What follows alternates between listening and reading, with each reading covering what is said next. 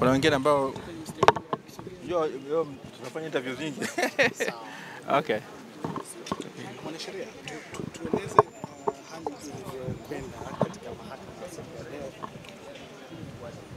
Leo tarehe 19 mwezi wa 5 mwaka 2025, mahakama ya hakimu mkazi wa Dar es Salaam hapa katika eneo la Kisutu imesikiliza kesi mbili za mwenyekiti wa Chama cha Demokrasia na Maendeleo Tundu Antipas Lissu.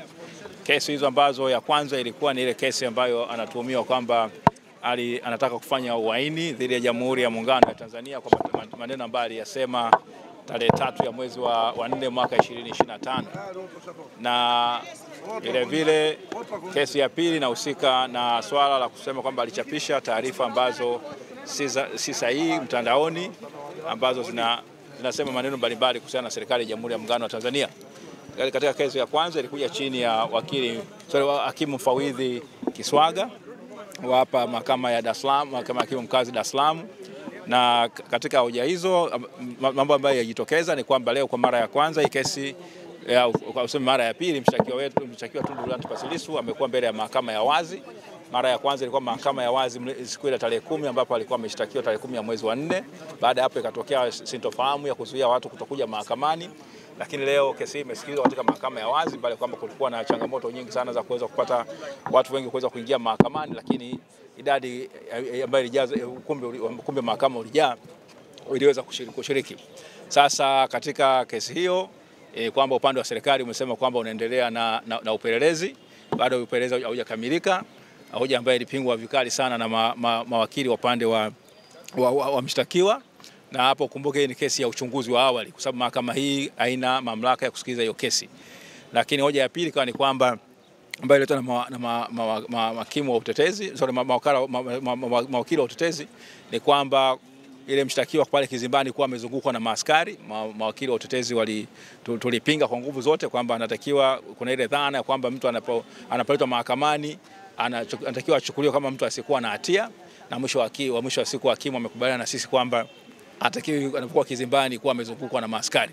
Kwa hiyo angalau kujenga heshima ya mahakama, lakini amesema maagizo serikali au askari kufanya upelelezi namna gani wanaweza kuhakikisha usalama au kanuni gani zitaweza kuwaongoza kuhakikisha usalama unakuwepo, bali kwamba hata pale mshtakiwa anapokuwa yuko kizimbani.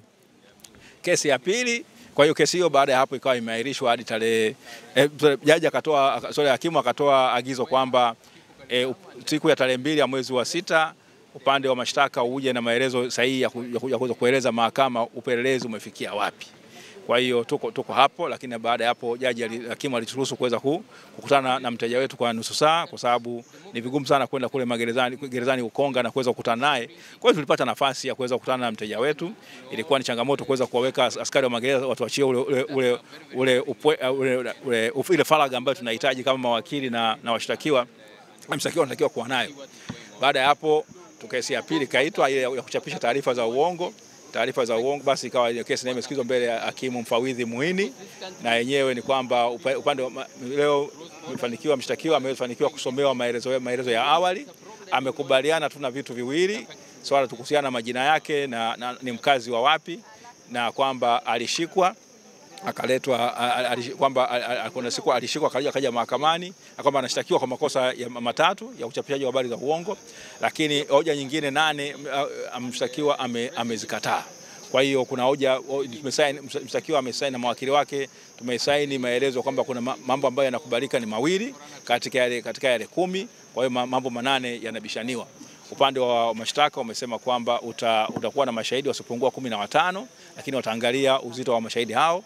Lakini upande wa utetezi tukadai kwamba tupewe ile taarifa ya yule mlalamikaji ambaye alikwenda kulalamika kule polisi, ambaye tumeelezwa kwamba kuna mtu alikuwa anapitia kwenye mitandao akaona hizo taarifa ambazo zimechapishwa na Jambo TV na kwenye YouTube.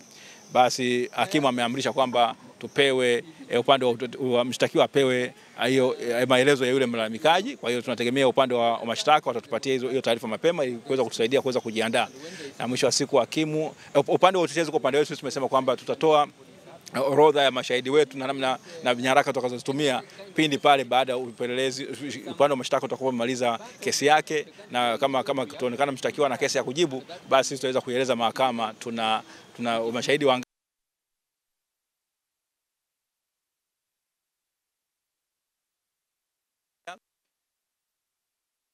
ya mwezi wa 6 mwaka 2025. Nadhani itakuwa ni muda wa saa 3 asubuhi. Asante sana.